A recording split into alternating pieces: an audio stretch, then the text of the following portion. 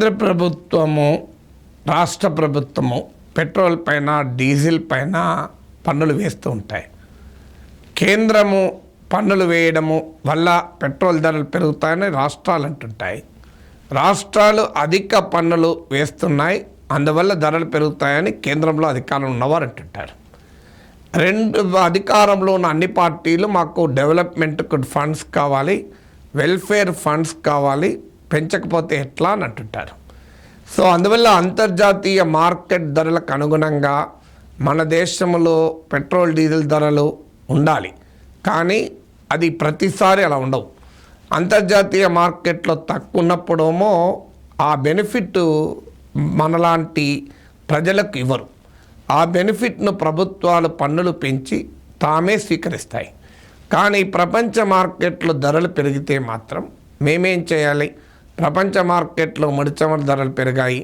85% మేరకు మన దేశ ముడిచమురు అవసరాలు దిగుమతులపైన ఆధారపడుతున్నాం, అందుకే ధరలు పెంచాల్సి వస్తుంది అని చెప్తారు.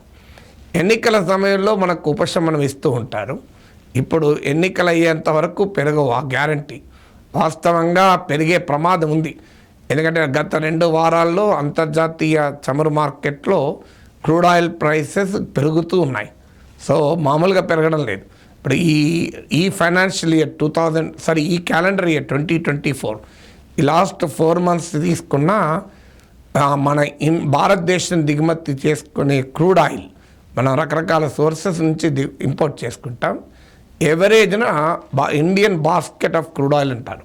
అంటే మనం దిగుమతి చేసుకునే ముడి చమురు ఆన్ అన్ ఎవరేజ్ 10% పెరిగింది. అంత మార్కెట్ ప్రైస్ ఇవాళ $90 per barrel పెరిగింది. నార్మల్గా అయితే $85 per barrel వరకు ఉంటే మన కంపెనీలకు, ఆయిల్ మార్కెటింగ్ కంపెనీలకు లాభం రాదు, నష్టం రాదు. కరెక్ట్గా అక్కడికక్కడే సరిపోతాయి. $85 లోపు ఇంటర్నేషనల్ మార్కెట్లో ఉంటే లాభాలు వస్తాయి, $85 దాటితే నష్టాలు వస్తాయి. వాస్తవంగా ఈ ఫైనాన్షియల్ ఇయర్ 2023-24లో చాలా కాలం పాటు ఇంటర్నేషనల్ క్రూడ్ ఆయిల్ ప్రైసెస్ $85 కన్నా లోపే ఉండే. ఏప్రిల్-డిసెంబర్ 2023 మధ్య కాలంలో ప్రభుత్వ రంగంలోని 3 ప్రధానమైనటువంటి oil marketing companies BPCL, Indian oil IOCL, అలాగే Hindustan petroleum HPCL, Bharat petroleum, Hindustan petroleum, Indian oil, ఈ 3 కలిపితే 69,000 కోట్లకు పైగా లాభాలు వచ్చాయి. More than 69,000 crores. కానీ ఇప్పుడు మళ్ళీ $90 per barrel అయింది. ఇప్పుడు వాస్తవంగా యాజ్ ఆఫ్ టుడే నష్టం. కానీ ఎన్నికలు ఉండడం వల్ల ఆ నష్టం, ఆ భారం మన మీద పడడం లేదు. అఫ్కోర్స్ ఈ 69,000 కోట్ల లాభాలు కూడా ఈ ఫైనాన్షియల్ ఇయర్లోనే సంపాదించి ఉన్నారు కనుక ఆ కుషన్ ఉంది.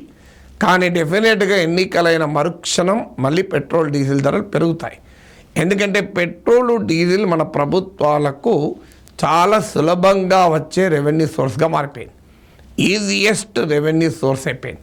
ఇప్పుడు మీకు 2018-19, 2022-23 మధ్య కాలంలో పెట్రోల్ డీజిల్ నుంచి ప్రభుత్వాలకు వచ్చే ఆదాయం ఏకంగా 30% పెరిగింది. అంటే 30% పెరిగింది. ఎలా మీకు ఫిగర్స్ కూడా చెప్తాను.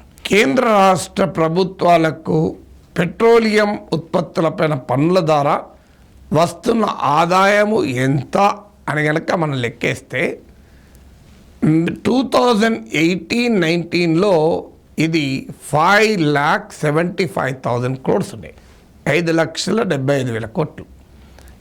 2022-23 ఫైనాన్షియల్ ఇయర్ లేటెస్ట్ డేటా మనకు అందుబాటులో ఉంది. ఎందుకంటే 2023-24 ఫైనాన్షియల్ ఇయర్ కొద్ది రోజుల క్రితమే మార్చి 31తో ముగిసింది కనుక ఆ డేటా మన దగ్గర అందుబాటులో లేదు. సో ఈ పీరియడ్లో 18-19 నుంచి 22-23 మధ్య కాలంలో 5.75 lakh crore నుంచి ఏకంగా 7.5 lakh crores పెరిగింది. 7.5 లక్షల కోట్ల రూపాయలు కేంద్ర రాష్ట్ర ప్రభుత్వాలు మన ప్రజల నుంచి పెట్రోలియం ఉత్పత్తులపైన పన్నుల ద్వారా ఆదాయాన్ని సంపాదించారు. అంటే ఈ లాస్ట్ 18-19 నుంచి 22-23 మధ్య కాలంలో నియర్లీ 30% ఇంక్రీజ్. అంటే పన్నుల ద్వారా కేంద్ర రాష్ట్ర ప్రభుత్వాలకు వచ్చిన ఆదాయం. ఇక ఇందులో కేంద్రం వాటా ఎంత, రాష్ట్రాల వాటా ఎంత? కేంద్రానికి 4,30,000 కోట్లు వచ్చాయి, 4.3 lakh crores. రాష్ట్రాలకు 3.2 lakh crores, 3,20,000 కోట్లు వచ్చాయి. అంటే 4.3 lakh crore సెంటర్కి వస్తే 3.2 lakh crore స్టేట్స్కి వచ్చింది. Centre has earn more than the state. రాష్ట్రాలతో పోలిస్తే కేంద్రానికి ఎక్కువగా వచ్చాయి. అయితే కేంద్రం అనొచ్చు మేము ఈ డబ్బుల్ని కూడా రాష్ట్రాలకు మళ్ళీ పంచుతాం కదా అని, కానీ వాస్తవంగా పంచడం లేదు. ఎందుకంటే రాష్ట్రాలతో పంచుకోవాల్సిన పన్నులు కాకుండా రాష్ట్రాలతో పంచుకోవాల్సిన అవసరం లేని నాన్ షేరబుల్ అయినటువంటి సెస్సులు పెంచుతున్నారు. సెస్సులు రాష్ట్రాలతో పంచుకోరు, ఎక్సైజ్ డ్యూటీలు అయితే రాష్ట్రాలతో పంచుకుంటారు. తెలివిగా కేంద్ర ప్రభుత్వం గత కొంతకాలంగా పెట్రోలు డీజిల్ పైన సెస్సులు మాత్రమే పెంచుతోంది. ఫలితంగా అవి రాష్ట్రాలతో పంచుకోరు.